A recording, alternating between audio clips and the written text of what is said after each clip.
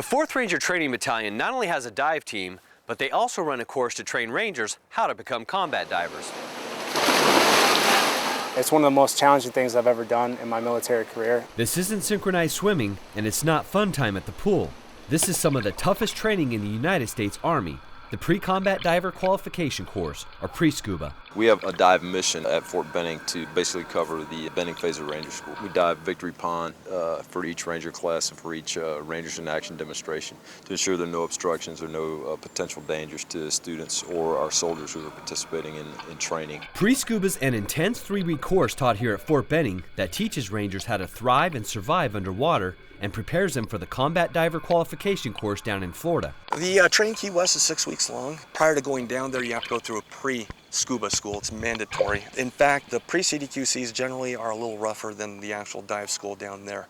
We don't like to send anyone down who's going to come back up early. The course that we go to, the Army Combat Diver course down at Key West, Florida, is run by a Special Warfare Center in school, and they really kind of put you through the ringer down there to make sure guys are up to speed as far as being able to handle stressful situations. If you become fouled underwater, if your equipment malfunctions, things like that. It's a fairly strenuous and robust training cycle that you go to get to the point to be an Army diver. During pre-scuba, students have to complete a range of very challenging tasks. They must be able to ditch and don their equipment, swim with their hands and feet tied together, conduct 50-meter subsurface swims, and a whole lot more. The other thing that was kind of challenging too was the surface swims, because each day they got a little bit longer.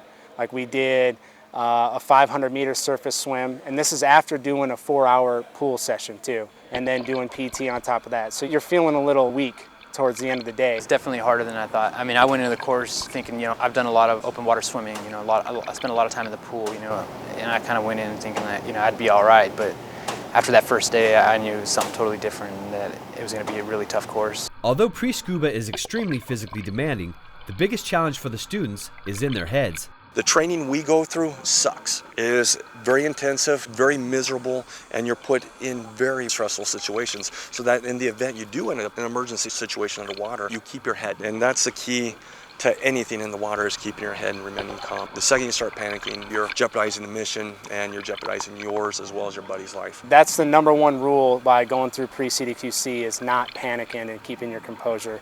And if you can remember that one rule, it definitely helps out with everything and every task that you have to do. There'd be times when I'd get a little fired up or a little upset, and the dive supervisor's there kind of training you to stay calm and keep your composure, and then once you do, you realize you can hold your breath a lot longer than what you thought you could. So a lot of it is psychological. Pre-scuba sets these Rangers up for success and gives them the best chance to become certified Army combat divers. Without going to pre-CDQC, there is no way I realized that I would be able to go down there and just pass the school. We have a 100% success rate. Everyone we've sent down has come back a diver, the best in the Army. The 4th Ranger Training Battalion is in need of combat divers, so if you're interested and Ranger qualified, give the Dive Locker a call and get in on the next pre-scuba course.